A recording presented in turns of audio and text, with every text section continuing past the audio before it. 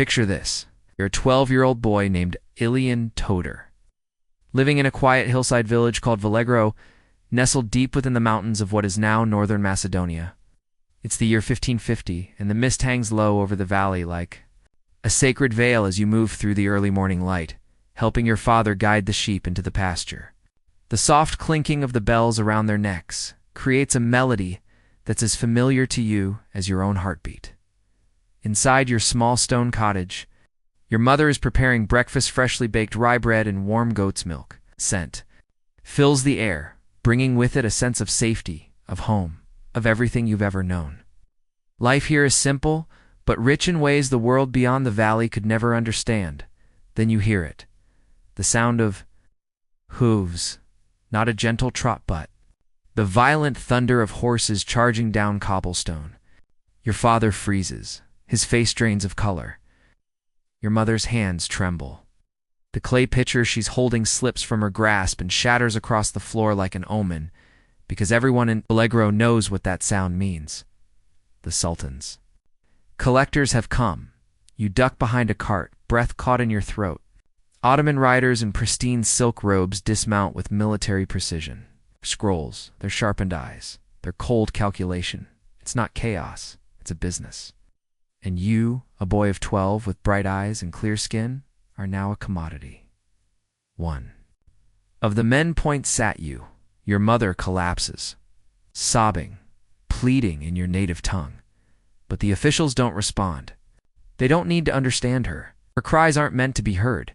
Your father doesn't move. He knows. If he fights back, they'll kill him. They'll kill all of you. So you're taken, dragged from the arms that raised you, from the hills that cradled your childhood. They promise you glory. They say you'll serve the Sultan. Your life is about to have purpose and honor. But as the cart rolls away and your village disappears behind you, you know it's all a lie.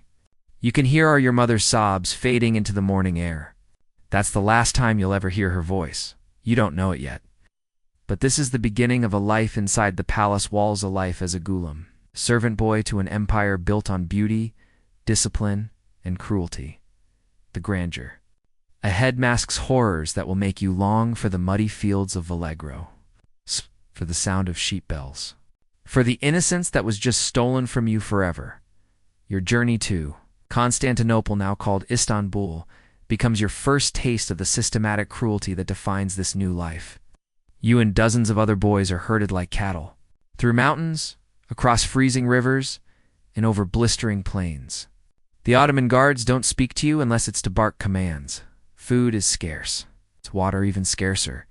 You sleep under the open sky or in makeshift camps built from tree branches and cloth.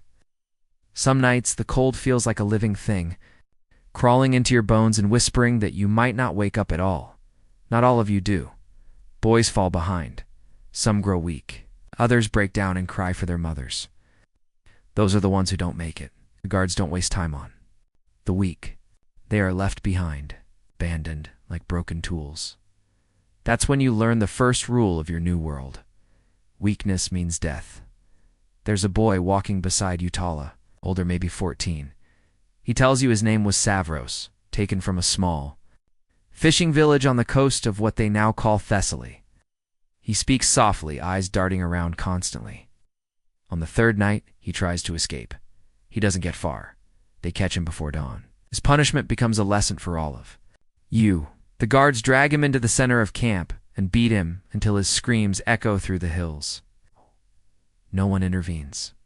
You press your hands to your ears. The sound breaks through anyway. Escape is impossible. Resistance is worse than useless. From that night on, you move like a shadow. You speak only when ordered. You avoid eye contact with the guards, especially the one they call Baez, a tall man with a snake-like smile. You watch other boys disappear in the night. Some tried to run. Some simply couldn't survive another step. Their absences in the line remind you of how easily you could be next. Then, one morning, after weeks of endless walking and hunger and fear, you see it. The city Istanbul. It should take your breath away. The great domes of Hagia Sophia piercing. The sky, the gilded minarets glinting in the sun. The mighty walls of Topkapi Palace sprawling like a golden fortress. But all you feel is dread. This place is not salvation. It's not glory. It's the mouth of the beast. And as the gates creak open and you're led inside, you realize something else. You will never leave. The palace guards lead you and the other surviving boys into a courtyard. Inside Topkapi Palace, a place that feels more like a dream than reality. Polished stone glistens under the sun. Fountains trickled like whispered secrets. But the beauty here is a lie trap, wrapped in gold. You're lined up in rows, silent, barefoot, hungry. Then the selection begins. Ottoman officials, draped in layers of silk and gold-threaded robes, move down the line like merchants inspecting livestock. Their eyes are cold, calculating, searching for signs of potential obedience. And beauty, one steps in front of you. He's tall, with narrow eyes and a trimmed beard. His name is Emir Kaslan, though you won't learn that until much later. He grips your chin with gloved fingers and tilts your face toward the light. He examines your teeth like you're a horse, checks your hands, your arms, your skin. The curves of your face, you want to vanish. But you can't move. Then he smiles, not the warm smile of a kind man, the smile of a hunter who has found promising prey.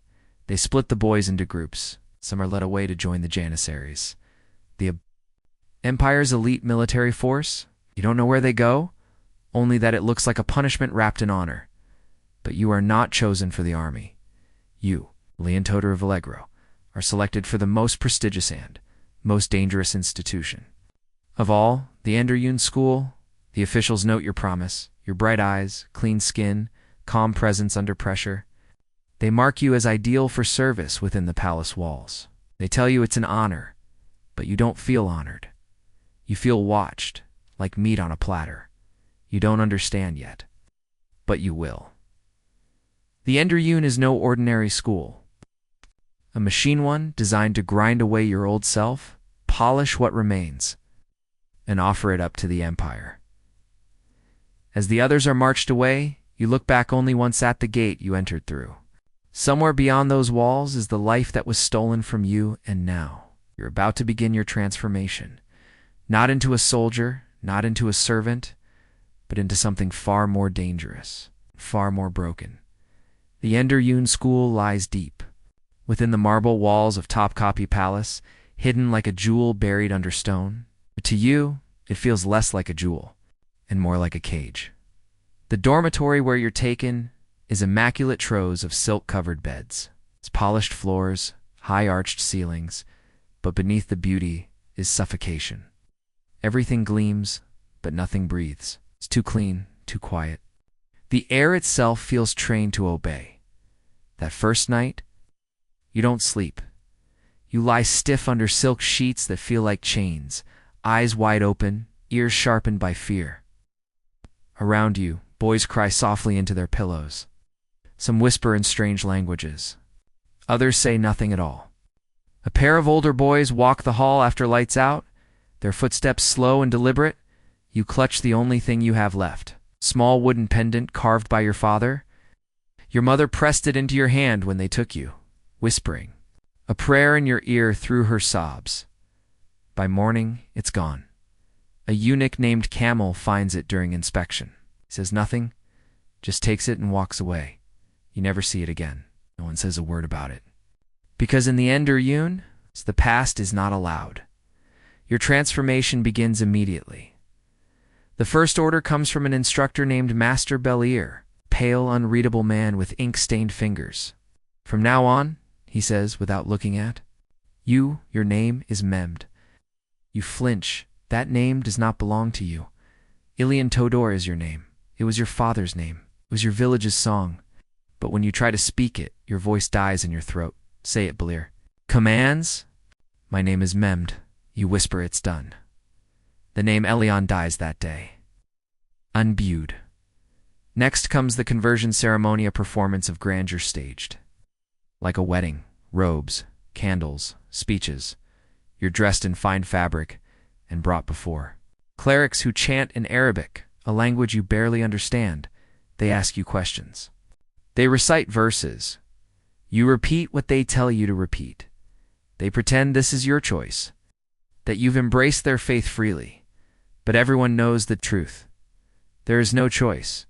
You're not just being educated. You're being erased. Your language, your name, your God, your past. Each one stripped from you like a layer of skin, and what replaces it is something shiny, something obedient, something useful to the empire. But inside, in the corners of your mind where they can't yet reach, you still remember your mother's lullabies, your father's laughter, the goats in the hills. You hold on, but you already feel it slipping. You are no longer Elena Vallegro. You are Mehmed, palace boy of the Ottoman Empire, and no one, not even Yuns, what will be left of your soul when this place is done with you.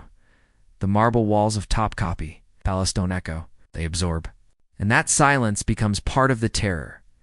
It doesn't take long before you realize that the education they promised you, languages, music, mathematics, is only one part of the palace life. The other part is never spoken out loud, doesn't have a name. But you feel it pressing in from every corner. Your first true lesson comes. One evening after lights out, you're sitting alone at the end of your narrow bed, trying to memorize Turkish vocabulary when Kalin, a boy 3 years older, enters the dormitory.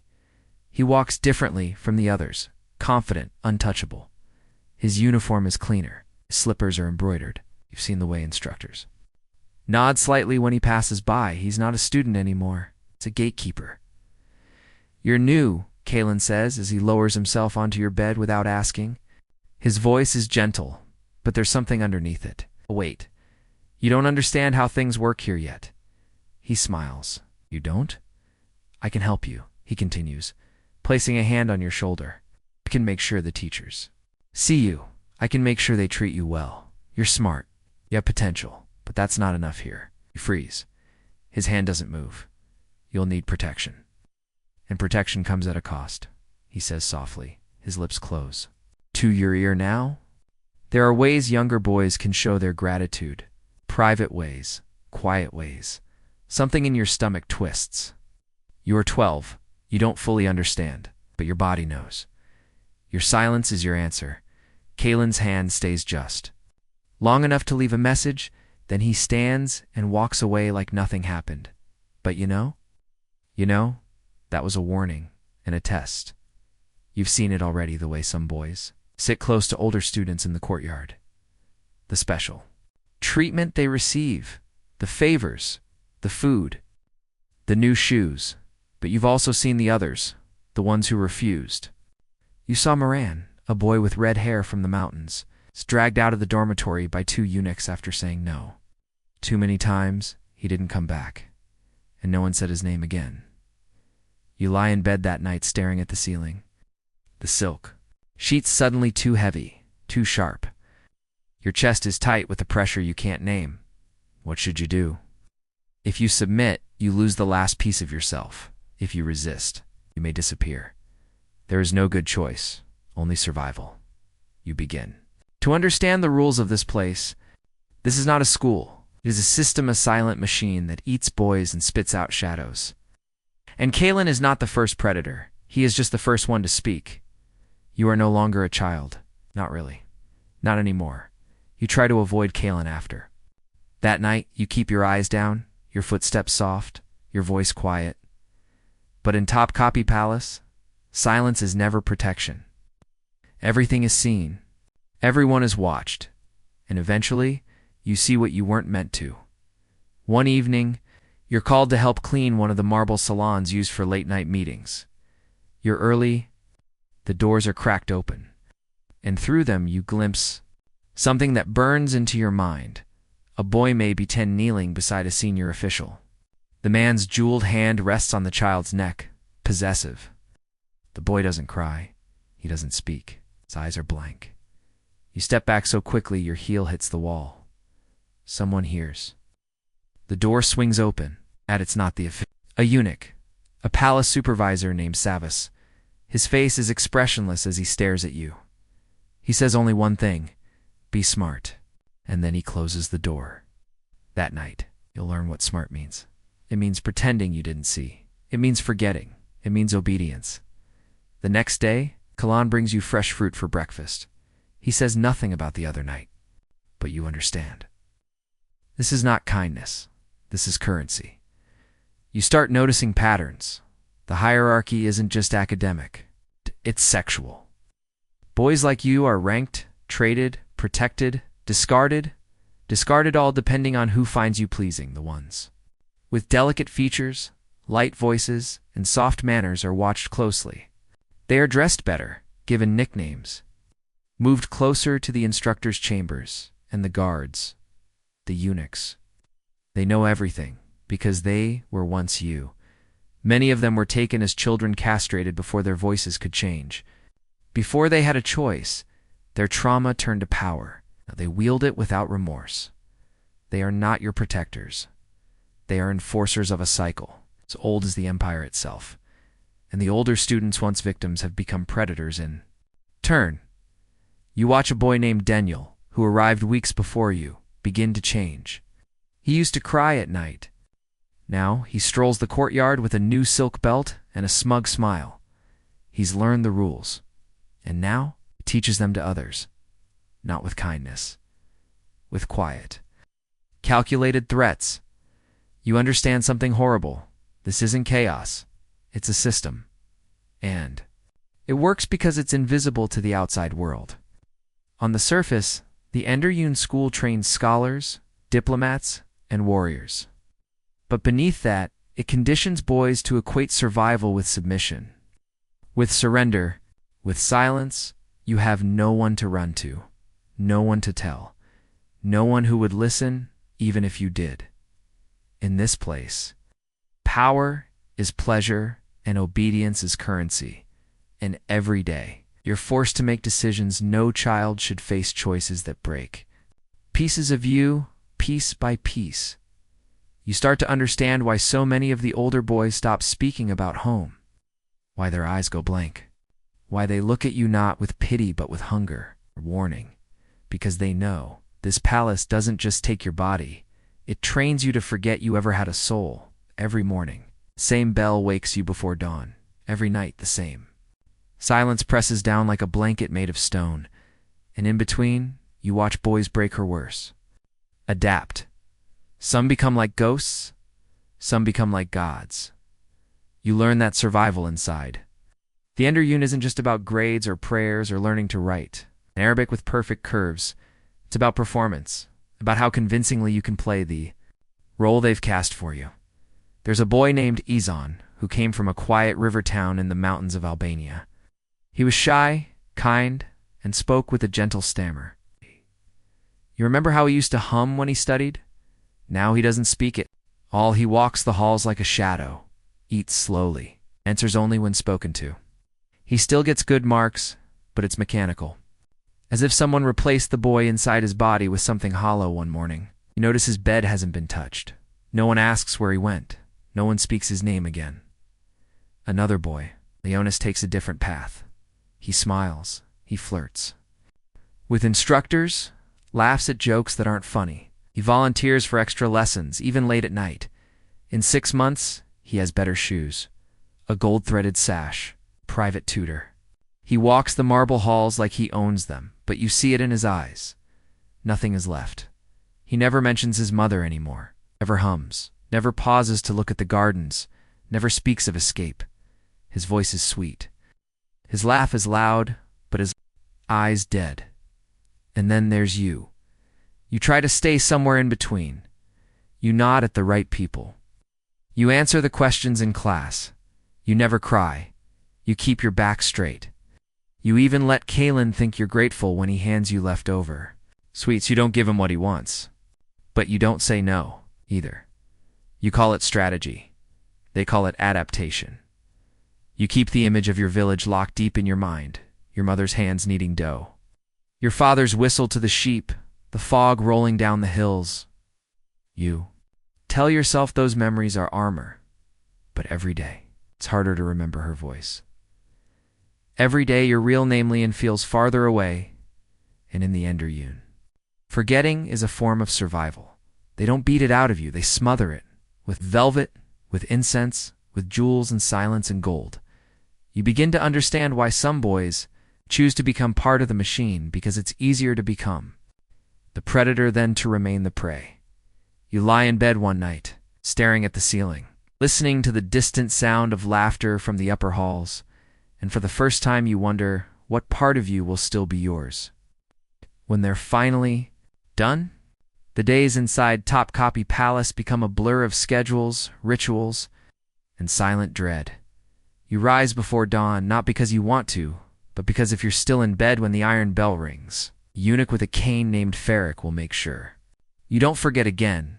Prayers you barely understand echo off marble walls. You bow in sequence with the others. Speak the memorized verses, not out of faith, but out of survival. Breakfast is served with military precision goat cheese. Hard. Bread, watered, tea. Not a meal. A transaction. A reminder that you've earned just enough to survive another day. Your life now runs on a schedule so tight it leaves no room for thought. No time to miss home. There's no space for hope. And when you slip even a little, you're reminded of the cost. One boy, Milos, is caught whispering in his native language Slavoquile, folding his linens. The guards strip him naked and force him to stand in the central courtyard for hours as the others walk past. They are told to laugh at him. You don't. Laugh, but you don't look away either. Because here, punishment isn't just about pain. It's theater, and everyone must play their part. Another boy is caught with a small pendant from his village like the one you once had. They make him dig a hole in the courtyard with his hands and bury the pendant while reciting verses in Turkish. The message is clear. Your past is dead, and you must bury it yourself. Everything is watched. Your behavior, your posture, your speech, your enthusiasm, even how brightly your eyes shine when a teacher praises the Sultan. There is no privacy. The dormitories are shared. The baths are supervised. Even your sleep belongs to them, interrupted by random inspections in the middle of the night. But in this prison, even chains have value. You begin to notice that some boys live slightly better than others. They wear softer robes, get an extra spoon of honey, are allowed 5 minutes longer in the garden. And when you ask how, they say it quietly. Obedience. You start to understand the palace's internal economy. You can earn privileges not with money, but with submission. A well-recited passage in Arabic earns you dried fruit. A flirtatious glance toward a favorite instructor might mean a warmer blanket. Helping an older student with his lessons might protect you from his hands. Everything is for trade, even you. One day, you helped Darren, a senior boy with a limp, translate a Persian poem. Impressed, he tells his friends, "You're sharp." That night, you receive extra fig slices with your meal. It's a reward. It's also a warning. There, and you learn to calculate, to weigh every move, to smile when you want to scream, to thank them when they hurt you. Because even the smallest Freedom Zan extra book, a less crowded chamber, a silk pillow feel, like miracles in a world built to break you. Some boys try to escape. One, Javed, jumps from a window and tries to swim across the Golden Horn. He's dragged back at sunrise half dead, ribs broken. They make everyone watch as he's beaten in the courtyard. He never speaks again, walks with a limp, sleeps with the light on. They don't lock him up. They leave him out in the open as a living warning. You stop dreaming of escape. After that. Because even if you ran, even if you made it back to Vallegro, would they still know you? Would you still know yourself? Years pass. Not all at once, but in layers, like dust settling on your skin until you can't remember the last time you were clean. You grow taller. Your voice deepens. Your posture becomes straighter, sharper, more practiced. Elion, the shepherd boy from Vallegro, was gone. Now, call you Memd of the court, and you answer without hesitation. Your fluency in Arabic and Persian earns praise. You recite law codes and quote philosophers. You write with grace, negotiate. With poise, debate like a diplomat. The instructors begin to nod when you speak. Some even bow. You're told you'll be selected for imperial service, perhaps a post in administration. Maybe even the elite foreign office. It should be an honor. But inside, something rots. Because with every achievement, you see what it took. To get here, you've learned how to smile at predators, how to obey orders that crush boys, how to whisper false praise into ears that never deserved it. You're not just surviving the palace anymore, you're becoming it. One afternoon, ordered to escort a group of new arrivals 11 boys, all under 13. Their eyes remind you of yours, once frightened, wide, still full of questions they don't yet know they should never ask. One of them, Zaki, looks just like your younger cousin. He tries to talk to you as you guide him down the corridor. Says, "Will we get to write letters home?" You don't answer. He tries again. "Do they let us see our parents when we do well?" You look at him. He smiles, still. Innocent. And that's when it hits you. This is what they did to you. They trained boys like you to welcome the next ones in. They took your fear and turned it into discipline. They took your pain and dressed it up as prestige. And now, you are the smiling face they once used to lure you deeper into the machine. That night, you can't sleep.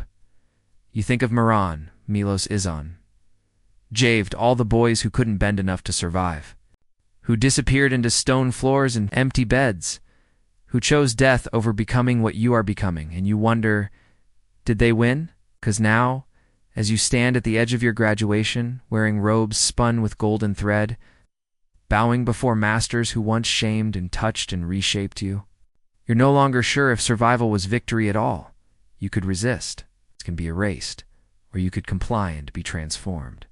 And the final cruelty is this. The system was never just about breaking you. It was about turning you into one of its architects. You walk past the mirrored hall that night. You stop and look, not at your face, but at your eyes. And you ask a question you're not sure has an answer. If the only way to survive is to become a monster, was there ever really a way? Out, they call it Chikma. The ceremonial graduation from the Ender Yun school. The day you're no longer a boy, no longer a student, no longer a servant. You stand in robes of deep indigo trimmed with silver. You speak Arabic, Persian, and Ottoman Turkish like a scholar. Recite mathematics with confidence. Understand the empire's laws better than most magistrates. You've read the stars, copied ancient poetry in gold ink, advised younger students with the calm of a statesman, but deep inside, you're not whole. When they announce your new assignment to administrative attached to the Western Courtsa, other students applaud. Even the eunuchs nod. You're the palace's success story. But all you feel is cold, because behind the ceremony, behind the words of honor and destiny, you know what they really mean. You made it through, which means you were willing to become what they needed you to be. The palace gates open as you leave for your new post. But the chains, they're still on you. You're no longer locked behind walls. Now, you carry the walls within you. You sit in meetings with bearded advisors, admire your discipline, your refinement. They ask how you became so sharp, so composed. You smile and say, the palace teaches well. You don't tell them about the boys who were buried without graves. You don't tell them about Isan, or Javed, or Milos. You don't tell them about the boy who looked like your cousin and asked, "Spout letters home." No one wants to hear that. The cost of your polish was a lifetime of invisible bruises, that your obedience was shaped by fear, that your education came in exchange for your name, your faith, your childhood, and slowly, you realize this is how the cycle survives, because once you wear the robe, speak the language, walk the marble floors with your back straight, no one believes you were ever a victim. They call you powerful, efficient, elite, but not broken. And the boys who couldn't become what you became, they're gone. Their stories never recorded. Their names scratched off the scrolls. You visit Topkapi. Once, years later, as a guest, the dormitories have been repainted. The fountains run clearer. The air smells of saffron and lemon. The tour guide gestures at a hall and says, "This is where the empire's greatest minds were shaped." You look at the marble floors. You remember what they're hiding.